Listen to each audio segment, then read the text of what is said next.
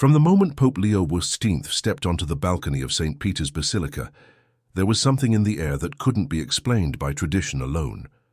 The silence that fell over the square, the reverent expressions on the faces of the crowd, and the almost spiritual hush that blanketed the watching world all pointed to more than just the election of a new pope. For some, it was simply a sacred moment in the life of the Church.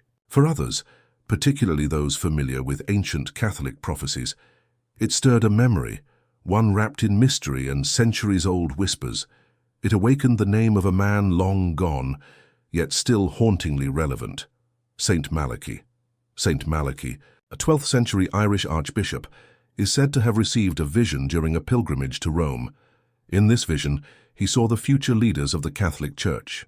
But these were not ordinary visions of future popes with names or birthplaces. Instead, what Malachy reportedly saw were symbolic mottos, 112 cryptic Latin phrases, each one pointing to the unique spirit, character, or fate of a future pope. This list began with Pope Celestine II, and according to legend, ended with a final entry so mysterious and ominous that it has remained at the heart of speculation and fascination: Peter the Roman. The prophecy remained hidden in Vatican archives until it resurfaced in the late 16th century, during the time of a papal conclave. Its sudden appearance added tension and curiosity to an already intense process. The list, published by Benedictine monk Arnold Wyon, was allegedly written by Malachy himself. Since then, it has captured the imagination of theologians, scholars, and laypeople alike. Some call it a divine revelation. Others dismiss it as forgery or folklore. But as the election of each new pope has seemed to match the cryptic mottos, the interest has only deepened. The reason this prophecy is being discussed now more than ever is because of Pope Leo XIV. Some believe he may be the one directly connected to the final and most foreboding line of the prophecy. While Leo XIV is not named Peter the Roman, there are subtle yet striking connections that believers in the prophecy claim cannot be ignored. According to the prophecy, the final pope, referred to as Peter the Roman, will lead the Church through a time of great tribulation, possibly even witnessing the fall of Rome and the judgment of the world. It's a chilling vision, one that suggests not just a spiritual climax, but a historical turning point. What has raised eyebrows is not only Leo XIV's election, but his background, his teachings, and his chosen name. Born in Chicago but having spent years in Latin America, Robert Francis Prevost's life journey embodies a global identity. Yet his spiritual grounding, his sense of mission, and his strong connection to Rome through years of service in the Vatican all echo aspects of the mysterious title, Peter the Roman. His chosen papal name, Leo XIV, also carries weight. Pope Leo the Great, one of the early holders of that name, famously confronted Attila the Hun, stood as a defender of Rome, and was a theological giant. The echoes of that legacy are not lost on those drawing parallels to the modern world, a world once again filled with chaos, division, and spiritual warfare. Leo XIV's first speeches as Pope were filled with themes that many say directly speak to the prophetic moment. He called for unity in the Church, a return to simplicity and humility, and a deep, unshakable faith in the gospel. But what made his words feel different was the undertone of urgency. He did not shy away from addressing the crises facing both the Church and the world, from secularism to war to the loss of spiritual identity. It was not fear-mongering, it was a shepherd speaking plainly to his flock in times of uncertainty.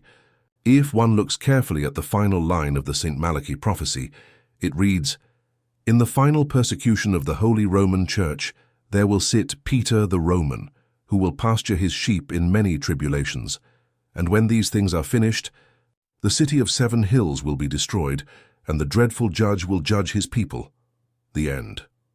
Such a statement cannot be taken lightly, and throughout history, believers have tried to identify who this final pope could be.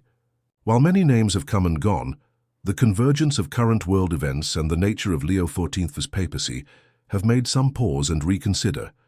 Leo XIV has emphasized transparency in the Church, moral courage, and the strengthening of the family as the core of spiritual life. His pastoral heart and missionary experience reveal a pope deeply rooted in the people, not just the papal office. This direct pastoral care, many say, is reminiscent of the image of a shepherd pasturing his sheep in a time of great difficulty, just as the prophecy describes. Interestingly, his deep involvement in Latin American missions, and later his Vatican, roles made him a bridge between the global South and the Roman center of the Church. He has often been described as someone who, despite his American roots, is more Roman in his ecclesiastical identity than many Europeans. His frequent calls for penance, repentance, and spiritual awakening seem to echo the ancient calls of prophets before great shifts in history. There are also symbolic moments that have caught attention. The white smoke that announced his election was said to have taken longer than usual, as if heaven was waiting for something to align. The reaction of the faithful, many of whom reported a strange sense of peace mixed with awe, mirrored stories from the past where the divine seemed to touch the earthly. Of course, it is essential to approach prophecy with both faith and discernment. The Church has never officially declared the prophecy of Saint Malachy as authentic or binding. It is part of Catholic law, respected by some, dismissed by others. The Church encourages believers to focus not on prediction, but on preparation, to live lives of faith, hope, and charity, regardless of what the future holds. Still, the resonance between this ancient prophecy and the reality of Pope Leo XIV's election is difficult for some to ignore. Even those who view the prophecy with skepticism acknowledge the symbolic power of the moment. In a world shadowed by confusion, the rise of a deeply humble, globally minded, and spiritually strong leader feels providential. Leo XIV has said little about prophecy. His focus remains on the mission of the gospel. But he has also reminded the Church that times of great challenge are also times of great grace. In one of his homilies he said, "We were not promised peace without struggle, but we were promised victory through faith." That sentiment alone speaks to the kind of leadership many believe the world needs now. Whether Pope Leo XIV is the Peter, the Roman of Saint Malachy's prophecy or not, his papacy marks a significant moment in Church history. The faithful are watching, praying, and wondering. Is this simply another chapter, or is it the final one? What is clear is that Leo XIV has not arrived with pomp or political ambition. He has come, as he has always come, with a pastor's heart. And in this age of noise and distraction, his quiet strength is already making a loud impact. As the Church continues its journey, and as history unfolds in ways no one can fully predict, one thing remains true: God's providence is never absent. Whether through prophecy or personal witness, the story continues. And Pope Leo XIV, by grace or by destiny, is now part of that eternal story. In every era, the Church faces moments that define its course. The rise of Pope Leo XIV is one such moment. Whether seen through the lens of prophecy or simply the prayers of a waiting Church, his leadership is already being written in the hearts of the faithful. And if the echoes of Saint Malachy's vision are indeed ringing louder now, perhaps it is not to create fear, but to awaken faith. Because in the end, every prophecy points not to doom, but to the call to trust more deeply in the one who holds time itself.